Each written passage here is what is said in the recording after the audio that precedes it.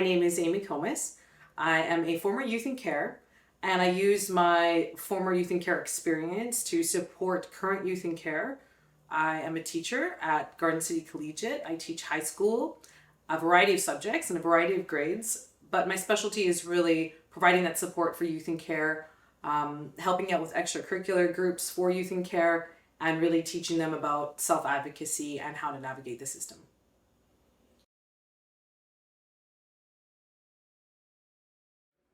When I share my story, I usually start with the story of my mother and my grandparents. My grandparents came to Canada in 1956 after the Hungarian Revolution, came to Canada for a better life, but being misunderstood Roma had their children apprehended from them. My aunts and uncles, including my mother, were all placed into different placements, on farms, in convents, in foster homes, and they experienced some really awful things. A lot of abuse, a lot of running away, being on the street, trying to get back home. And her goal was to give and receive love and have that family that she never really got to have, being in the system herself. So my mother had 9 children. I'm 5th of 9, all of whom were apprehended or adopted out in some way. And it really broke her spirit. My mother loved her children and had us all apprehended for very, in my opinion, ridiculous reasons. In the court case that my mom had fighting CFS, the final reasons why they took us away were that my mom did not have an ability to set limits for her children and that she couldn't get us to school on time. So my mother lost all 9 children and suffered greatly. My mother passed away in 2015, and now in her legacy, I feel her pain of brokenness, and it's become something that I really care about, to see families stay together, to see children stay with their parents whenever possible, and whenever there's no issues of safety or abuse, that children have access to their parents, to their siblings, so that they can stay together. So my story picks up where my mother's left off. I was a young child in and out of foster care for a while when we were young. And then when I was 8 years old, we were placed into a permanent home. I remember being apprehended that day that we were taken away. It was sometime in August 1993, and 2 people came to the door, 2 social workers. I remember being in the living room with my sister, and they showed up at the door and they told us to pack our bags. Very professional looking people, I thought. They said that we were going to go on a trip, and I was so excited that, I was thinking Disney World or somewhere in the States. I didn't know. I got really excited. I packed all my dresses, and me and my sister got into the car, and I was in the car and we pulled up to the CFS office, and I was so disappointed. I thought, oh no, not another foster home. I thought I was going on a trip. My brothers were already there. They were crying, and we all got split up. Well, my sister and I were dropped off at different foster homes. My brothers were dropped off at another foster home. And that was it. We never really were a family again. I was 8 years old. I was lucky. I got a great foster mother. Wonderful lady who really wanted to make a difference in kids' lives. And so I grew up with her, my foster mom, and she was a devout Christian. She taught me a lot about God and how to be good and how to love. And so I took a lot of that to heart. And I think that growing up in a religious home really helped me, because it gave me a way to process everything that had happened. And I felt blessed because I was part of a larger family. I was part of the family of God. And I was also part of Fran's family. And she gave me a place throughout my suffering where I could still feel like I had a home. My brothers did not receive the same homes. My brothers got group homes, foster homes. They were in and out of lots of different places. And I really feel that the permanency that I had really shaped who I became, and, feeling that security. I missed my family every day. I missed my mom every day. And I remember not even being told where she was or if I could see her or what was happening and why I couldn't see her. And that really made me suffer. That really made me sad. But again, having that, long-term placement really made a huge difference in my life.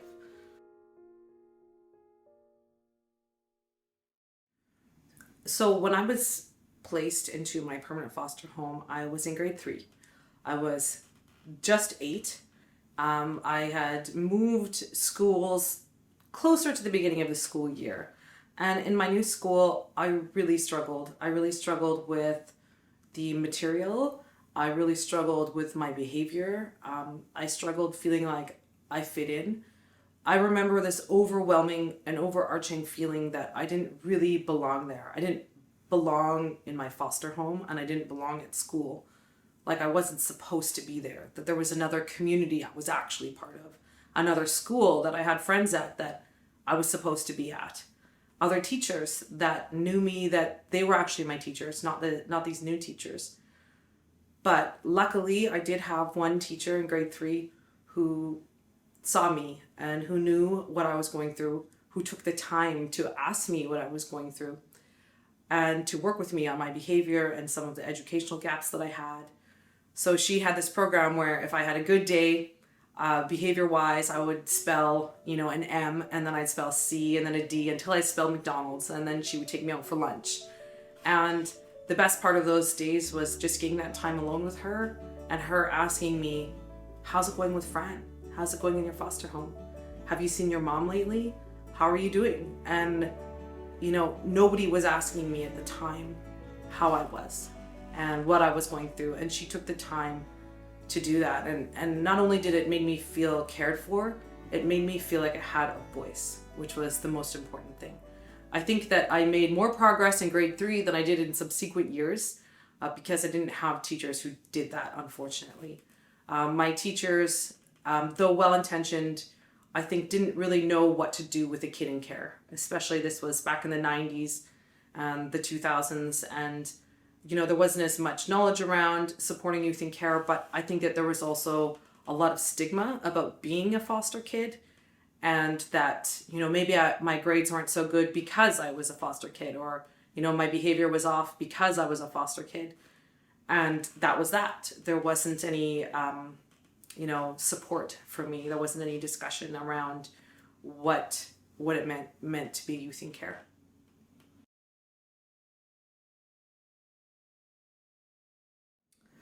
So growing up in care, I never really believed that university had a place for me. I never really felt like that was something that was for people like me. I'm from the other side of the tracks. People like me don't go to university. I had never known anybody who went to university. Not my foster parents, my foster siblings, none of my cousins, my birth family. The people that went to university to me were people like doctors and teachers that were not like me. So I never really felt like it was possible. But I did grow up in a Christian foster home. And I really felt like Bible college was the place for me. And so throughout high school, I thought, okay, that's something that I know that I can do. And it's also something that is accessible for me. So maybe I'll do a year of Bible school. And of course, once I turned 18, life had other plans for me. I had a child at 19, and so definitely Bible school would not be a great place for me then. And then I had a quick marriage and a quick divorce, and I found myself homeless with a baby and confused on what life had for me at 20 years old. And so I couch surfed for a while, and I then had menial jobs. I bounced from apartment to apartment. I had many roommates. And then when I was a little older, I had people in my life who were in university. I had friends who were in university who started to tell me things like, why don't you go to university? And I thought, I can't. It's not for me. I'll never succeed. And they started to help me believe, yes, you can do it. I had always wanted to be a teacher when I was little. I always wanted to be like Mrs. H, who helped me when I was in grade 3. And I thought, if I could be a teacher, that would be amazing. But again, it's just not possible. I had people in my life who encouraged me, people in my church, people friends who had been in university, and actually I had some people at Voices as well who provided support to make me feel like this was something that I could do.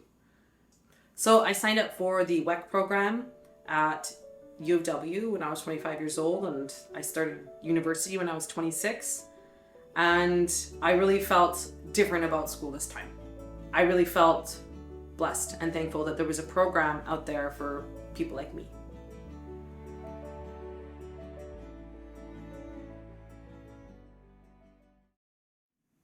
I had a few social workers growing up. I don't really recall any of them being a very important part of my life. I know that my first social worker did a lot to try to support my birth family, my siblings, my mom, me, kind of through being split up and through the apprehension. However, my subsequent social workers were just kind of there to do their job. They would show up maybe once every 6 months to a year and, check on me and see how I was doing. We'd sit down at the kitchen table with my foster mom there, and they would just kind of review how I was doing. And I remember talking to them a lot about I wanted to see my mom. How was my mom doing? They never had any answers for me on that. I wanted to see my siblings that had been adopted out. There was never any answers for me. That's pretty much it. They didn't tell me about any opportunities available to me. They didn't talk to me about my plan. I remember telling them that I really wanted to stay at my foster home because I knew that you could be moved around. I'd seen it happen with my siblings. I had seen it happen with other kids. I wanted to be in the same home, and I didn't want to get taken from Fran. So I would tell them often, if I'm going to be in care, I'd like to stay here. So I always made sure to tell them that. But other than that, I didn't really know why they were there. I didn't know what their job was. I almost felt like they were, in a sense, police officers. They were there to police me, to check up on me, almost like a parole officer, make sure I was doing my job. That's what I thought. I didn't know that they were there to help me. I didn't even know what they were there to do. Now that I'm older and I know what a social worker is, and I've worked with plenty of great social workers, I realized, they were there for me, but I didn't know. I was scared of, getting in trouble all the time. I thought that if I told them that, I was doing this or that I'd be in trouble, and that I was in care almost as a punishment, not because it was something that was good for me.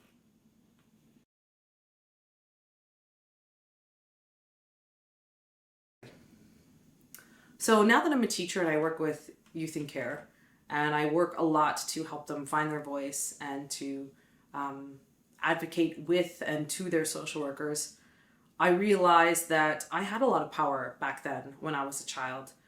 I had a lot of ability to make my own way, and I wish that my social workers had helped me see that. I wish that they had told me a little bit more about what they could do for me, but what I could do for me. I wish that I was empowered to self-advocate, to learn about my rights, to be involved in my plan. I really grew up feeling like I had to be quiet. I had to be good. I had to not rock the boat. And again, part of that is feeling like CFS was a prison in some ways. But another part of that was just having, all that control, all of my choices taken from me. I wanted to be with my mom. I wanted to see my siblings. I wanted to visit my siblings. I wanted to see them, to be a family, but I wasn't able to have any of that. So I felt very much like I had to be whatever they wanted. Like I had to be good enough so that they would give me what I wanted.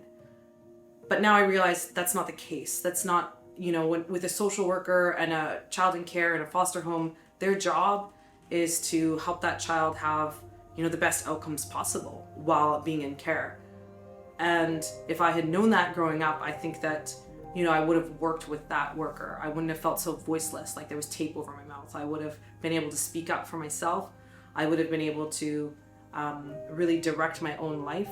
And I really wasn't able to do that until I was well into my 20s, until I started to believe in myself. And so I wish that I had that when I was young. And I think that if my social workers had really made that clear to me at the time, that my outcomes could be even better than they are now. And I also believe that my siblings' outcomes could be better.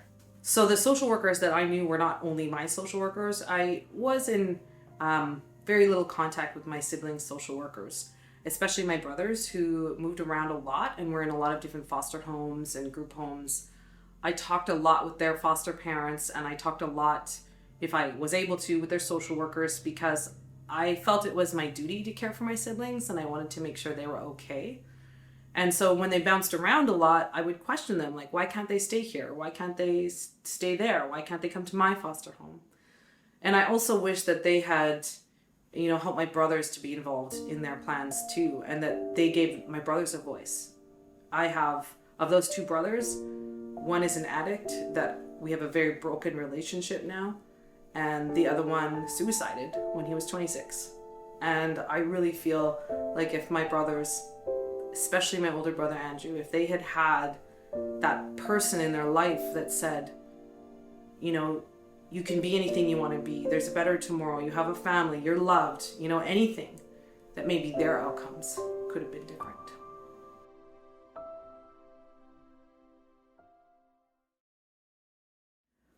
At Garden City Collegiate, where I work, we have an extracurricular activity club for youth in care that we call Delta Squad. And we have kids come at lunch and they learn about the system and they learn about their rights. And we do activities together. But most importantly, the kids find a community there, a little place where they can be safe and where they can be open and honest about their situations, their journey, and their current living situations. And so we are fortunate to see kids really start to support each other when they start talking about, like, oh, I'm moving foster placements, I'm moving into a different home now, or I'm moving back with my birth parents. And then you have kids who will come alongside those kids and say, I know what it's like. If you want to talk about it, like, I'm here. And so that's one of the things that we do, and supporting those relationships is awesome.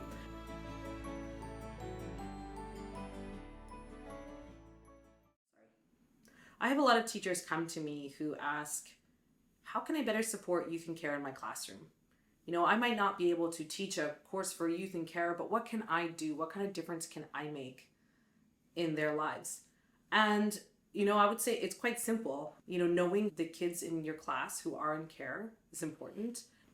I think a little can go a long way, where you can just ask a kid, like, how's it going? How's it going in your foster home? Like, how's it going with your new social worker? Is there anything I can do to help? Is there anything you need from me? Do you have any questions? Are you happy there? Those are things that people aren't asking kids. And so it's pretty simple to, just reach out and try and build those relationships and try and find out what's really going on in those kids' lives. It can take a lot of time, or it can be quick and easy. One of the things that the Manitoba Task Force on Improving Educational Outcomes for Kids in Care suggests is that schools should have a mini success plan of their own for every youth in care that comes into the school, which I think is a fantastic idea. So basically, if there is a student that comes into the school new, or from a foster home, different foster home, new placement, whatever the case may be, that child sits down with the resource guidance team, the principal, their teachers, maybe not all at once. It could be, just a couple people, and really talks about, like, what does that child need in order to be successful at the school, and what can the school offer the child.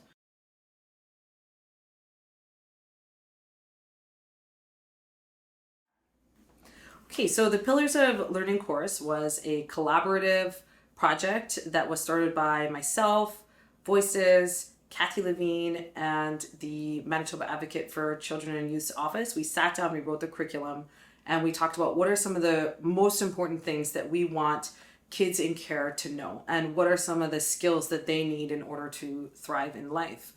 So we were able to talk about, the things that kids need. For example, what their rights are, what is advocacy, how do they advocate for themselves and others, what's the CFS system, what are some of the terminology that you might hear within CFS, who are the people and what do they do. We talked about mental health and what are some of the resources that kids in care can access if they're having mental health struggles. How do they navigate the health system, which is another huge system? How do they navigate the CFS system, the health system, the government systems? What are they going to do when they're 18? What are they going to do when they're out of care? What is a young adult agreement? How do they get an extension? How do they talk to their foster parents? How do they reconnect with their birth family?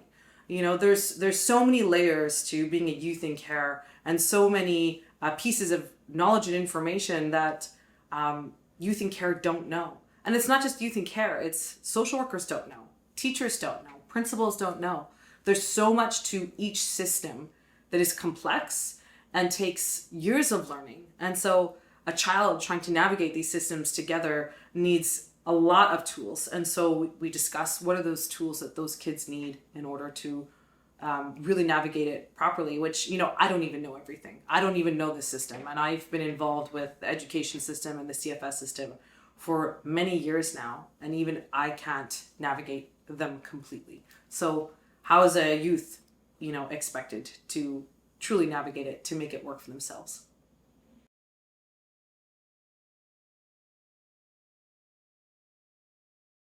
So the Pillars of Learning course had some lofty goals, and we really wanted kids to feel supported and come away from the course feeling like they had the tools that they needed in order to make good decisions in their life and for their future. And I think that we did that in a lot of ways. A lot of the kids said that, there was things in the course that they had never heard before. They didn't know that they could be involved in their plan. They didn't know what a case plan was. They didn't know that people were working for them, not against them. And most of them had no idea about tuition waivers. And most of them didn't even know what are the opportunities for youth in care past high school, that there are bursaries out there, that there's programs, that there's even social groups for youth in care to get together, to have support after care. And so seeing them realize that they have a future and that there are opportunities for them is exciting, because you see kids who go from thinking, I can't do anything in my life, to, wow, I have choices. I could be a teacher. I could be a doctor. I could be a firefighter. And those are all things that the kids wanted to be, which was pretty exciting.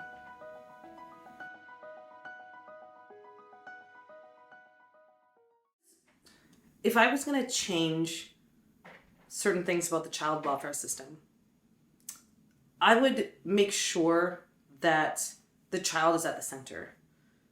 Often we put ourselves at the center as adults who work with kids, or we put policy at the center, but we forget so often to ask the kids, what do they want?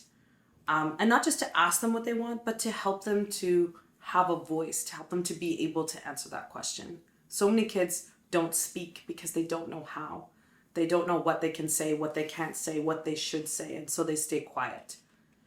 So I think that if we were able to help kids to speak, to really have a voice, then we might actually be saving some lives.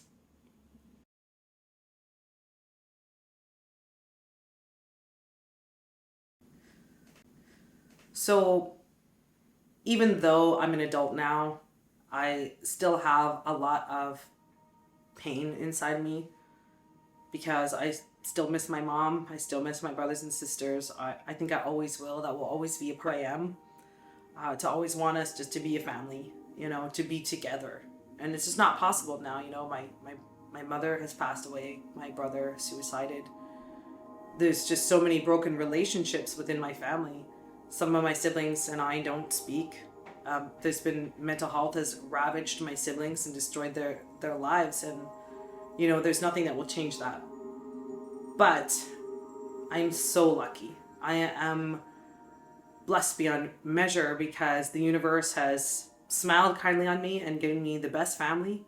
I have a loving husband. I have the two best daughters in the world. My oldest daughter, Nalaya, I had her when I was 19, and she saved me.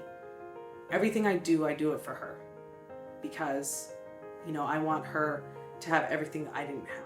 I want her to have that family that I still long for. And I will do everything to make sure that she has a sense of home. And she saved me. And my youngest is just my joy. She's my joy. She is 1 year old tomorrow, and she makes me smile every day. And my husband is the most understanding, patient, and caring man I have ever met, who accepts me as I am, despite my trauma, despite some issues that I have and will always have, loves me for who I am. And what could I ask for that's more than that? I have a wonderful job where I get to make a difference in the lives of kids who are exactly where I was when I was their age. It's like I get to speak to myself in the past, you know? But I get to see some of them have better outcomes, and I get to see some of them flourish. I'm still in contact with some of my youth who's graduated, and to see that they're making strides in their life, making positive choices, is the most rewarding thing. To think, I'm doing it. I'm making a difference in kids' lives.